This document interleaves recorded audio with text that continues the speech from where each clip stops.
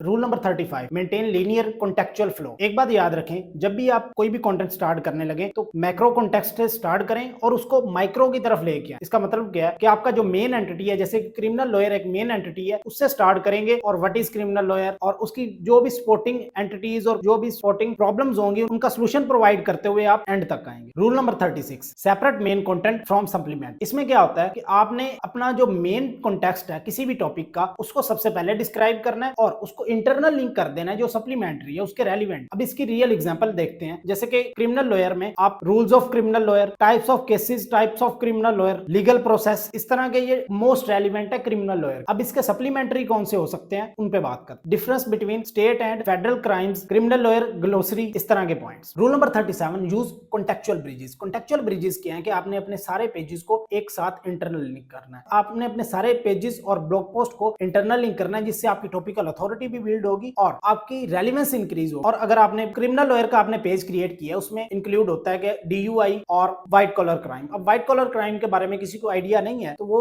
उसका अगर page relevant internal link होगा तो यूजर उस पेज पे जाके उसकी इंफॉर्मेशन ले सकता है। तो ये आपको हेल्प करेगा क्रॉलिंग और इंडेक्सिंग भी फास्ट करने में, और आपका डुअल टाइम भी इंक्रीज करेगा और आपकी रैंकिंग इससे बहुत ज्यादा इंप्रूव हो सकती है। Rule number 38, hub and spotting internal link. अगर आप ये स्ट्रैटेजी यूज करेंगे तो आप बहुत ज्यादा फास्ट टॉपिकल अथॉरिटी बिल्ड कर सकते हैं। आप किसी भी अपनी सर्विस के रिलेटेड डिटेल में गाइड राइट करें, उसके रिलेटेड हब पेजेस और स्पॉटिंग पेजेस फाइंड आउट करें और उनके रिलेटेड इंफॉर्मेशनल कंटेंट और कमर्शियल कंटेंट इंक्लूड करें। ये ना करें कि आपके हर पेजेस पे सेम इंफॉर्मेशन डुप्लीकेट हो रही हो। मैक्सिमम कोशिश करें कि आपके ऑल पेजेस सेपरेट होने चाहिए, जैसे कि legal process, legal, criminal lawyer types की ऑल टाइप्स को डिस्क्राइब करें। अब टाइप्स के आगे इतनी जो भी इंफॉर्मेशन है उनको इंफॉर्मेशनल कंटेंट और ट्रांजैक्शनल कंटेंट में जो भी डिस्क्राइब हो सकता है उसको डिस्क्राइब करें। इससे आपकी रेलिवेंस इंक्रीज होगी, इंटरनल लिंकिंग स्ट्रांग होगी और आपकी हियरार्की स्ट्रांग होगी, जिसकी वजह से गूगल आपको कंपेटिटर की निस्बत ज्यादा रैंक करेगा। Rule number 39, typography for contextual weight. एक चीज याद रखें कि आप कोई भी चीज या कोई भी टर्म को बोल्ड कर रहे हैं या हेडिंग स्ट्रक्चर में यूज कर रहे हैं, वो मस्ट एक मेन होनी चाहिए जो आपके टॉपिक के रेलिवेंट, जैसे कि डीयूआई क्रिमिनल डिफेंस के एक टाइप है, वो